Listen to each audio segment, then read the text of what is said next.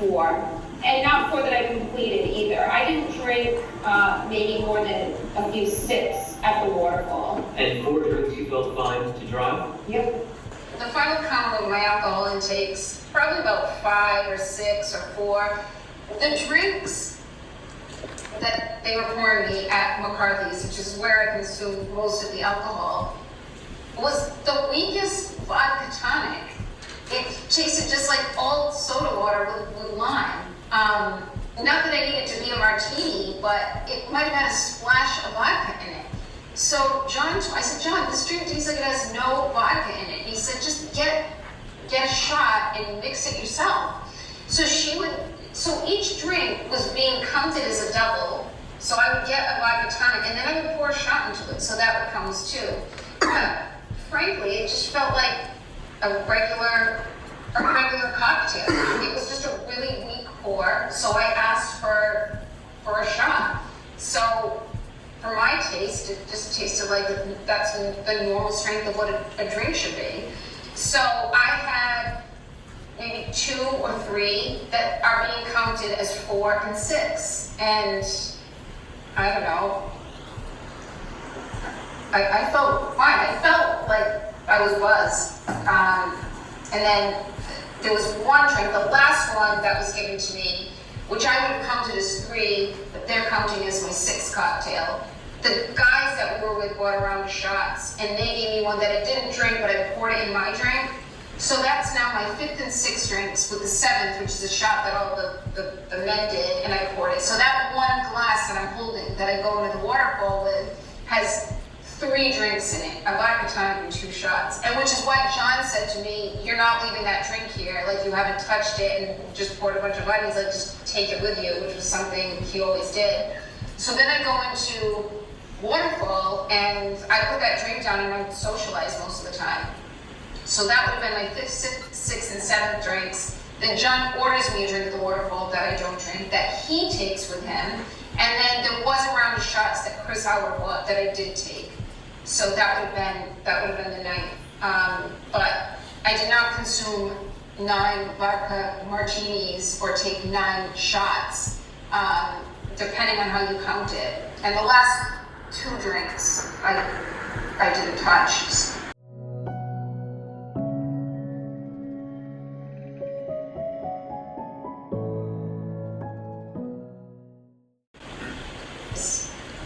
How did you feel after that many drinks? When you got in the car, did you feel like you could drive, and did you feel how robust? I wouldn't have gotten on the expressway.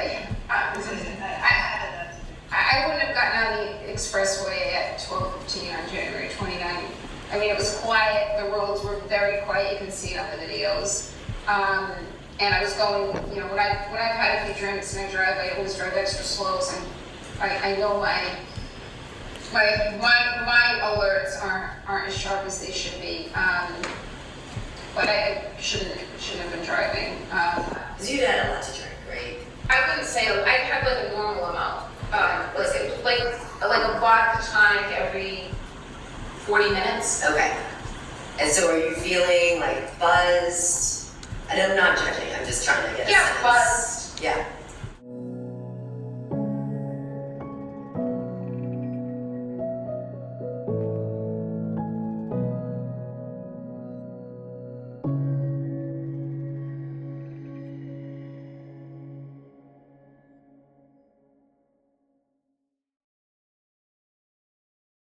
There was a woman who was a mother to kids that were close to John's kids who lived very close to the Alberts. In fact, when Jen was navigating John to the Alberts when I was driving, she said it's near Ashley's house. Ashley and John had hooked up prior to John and I dating.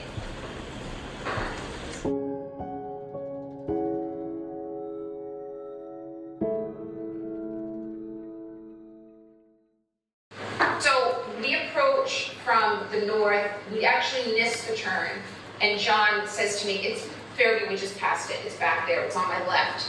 I said, all right, so I pull nose into a driveway and back out onto the street, which I now own was Cedar Crest, and then come from the north onto Fairview.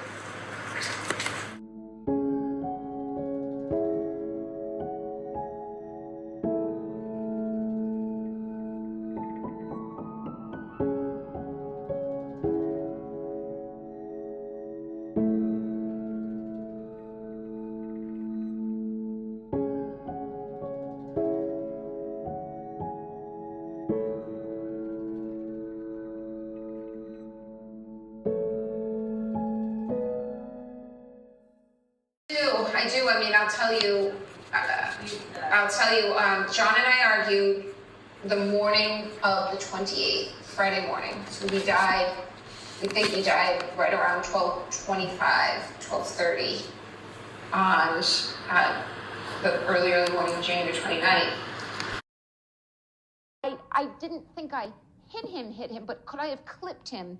Could I have tagged him in the knee and incapacitated him? He didn't look mortally wounded as far as I could see, but could I have done something that knocked him out and in his drunkenness and in the cold didn't come to again? And this would have been the moment you dropped him off at the party, you're thinking? Yeah, would have had to have been.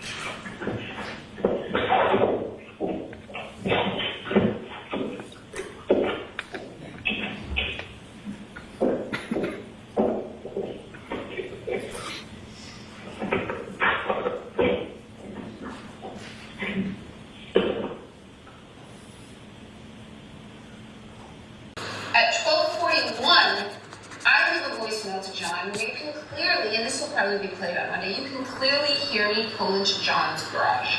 You can hear my car sensors beeping as I come close to the sides of the garage truck. And then you hear the car go off, and then you hear the slight ding, ding, ding as I open the door, shut the door. I had high heels on that night. You hear me walk in, go in through the stairs up into the kitchen, shut the door. You hear me walk in the kitchen. It's like a full minute long. That's at 12:41.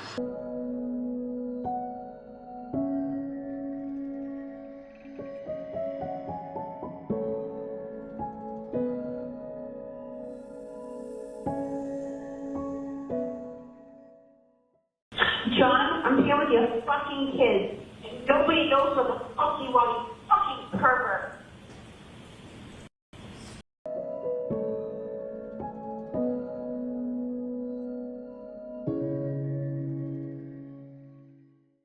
Yeah, it's 1 in the morning. I'm with your fucking niece and nephew. You fucking pervert. You're a fucking pervert!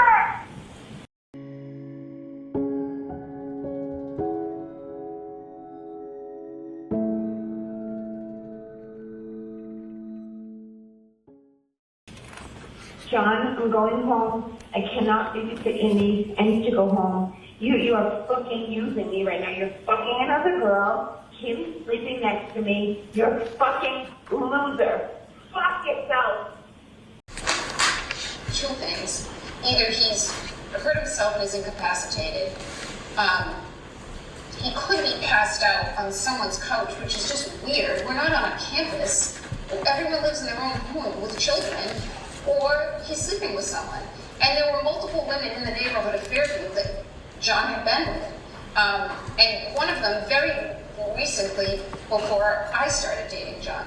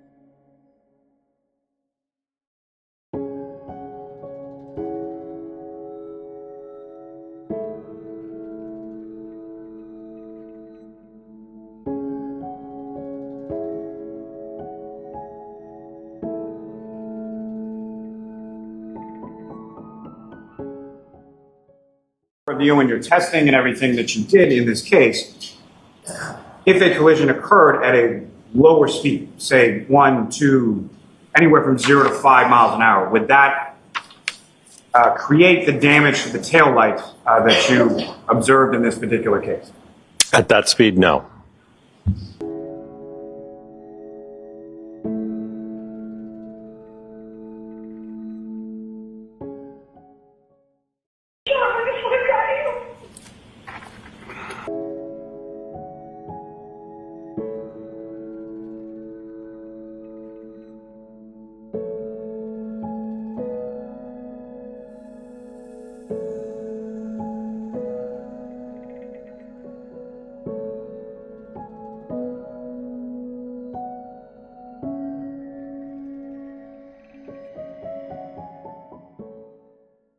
When my car was seized, there was a few small pieces of taillight missing that I had picked out at John's at 5:45 before we drove over to Fairview. I'm showing Jim and Carrie, look what I just did to my light, and I'm worried that there's gonna be some kind of electric short circuit. There's like the bulb is showing, and some of the red plastic's missing. So I picked pieces out of the light housing that had kind of collapsed within the light and dropped them in John's driveway.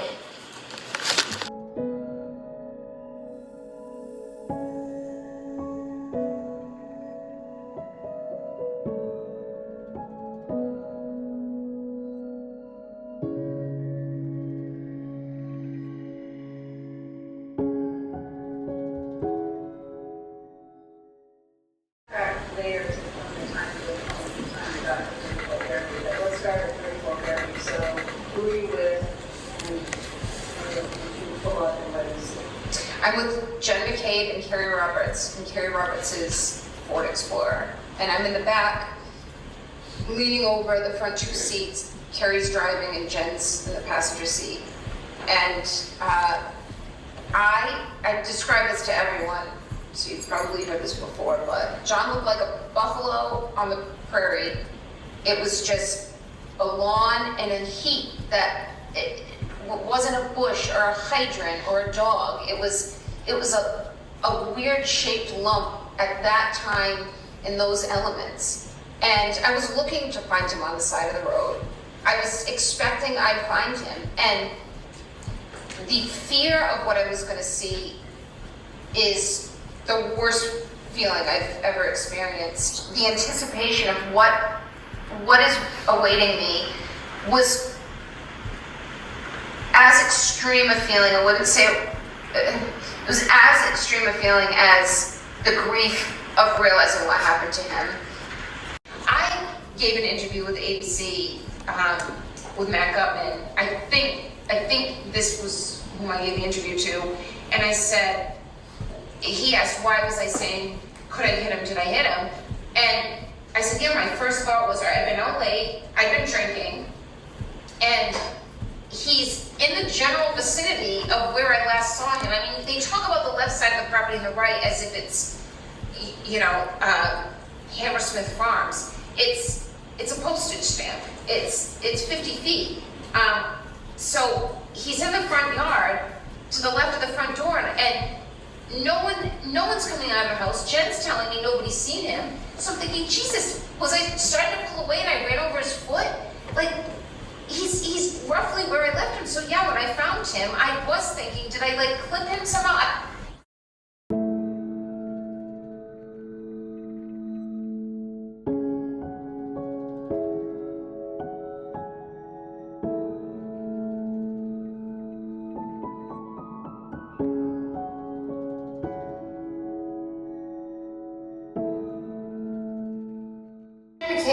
It's me or her. Either I'm going down, Jen, or you are.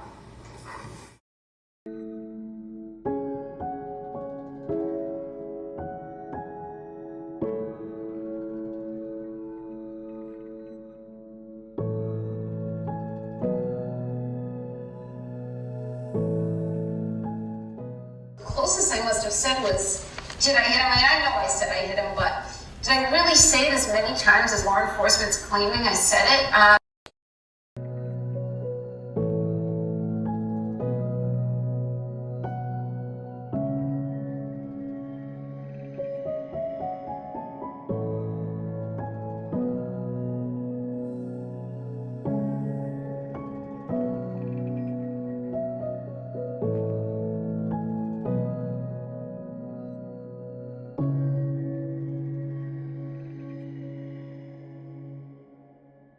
She felt she struck something. She said, Dad, I think I struck something. I said, what do you mean? Right? This was in the hospital. Right? He says, I remember, all right, backing up and hitting something.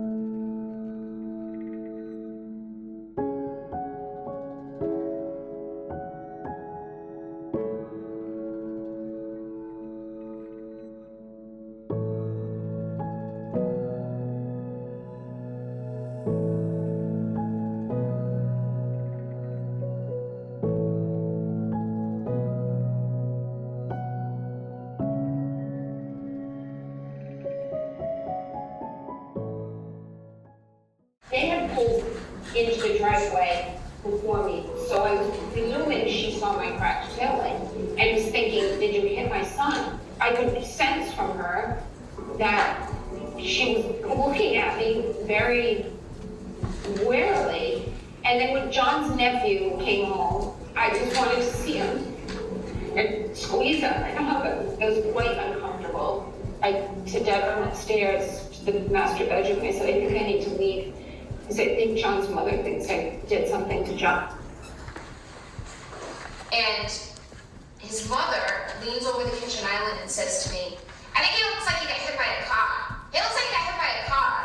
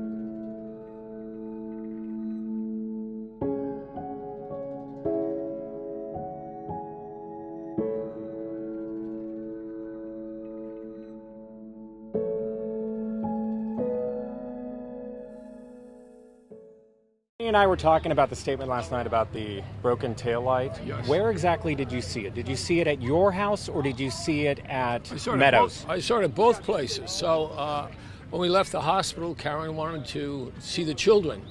And so my son drove us to Meadows. When I got out of the car, I saw it. And then when I had a cup of coffee and left there, we cleaned off the back and I saw it as right here. And so I know what I saw. So there was...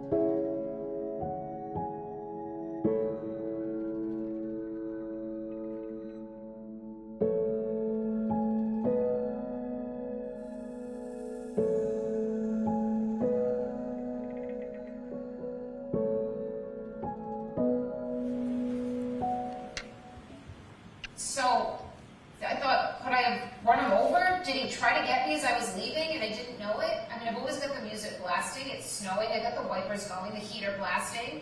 Did he come and hit the back of my car and I hit him in the knee and he's asphyxiated or something. And then when I hired David Yannetti, I asked him those questions the night of January 29th. Like, David, what if, I don't know, what if I ran his foot over? Or what if I clipped him in the knee and he passed out or went to care for himself and he threw up or passed out? And David said, yeah, then you have some element of culpability.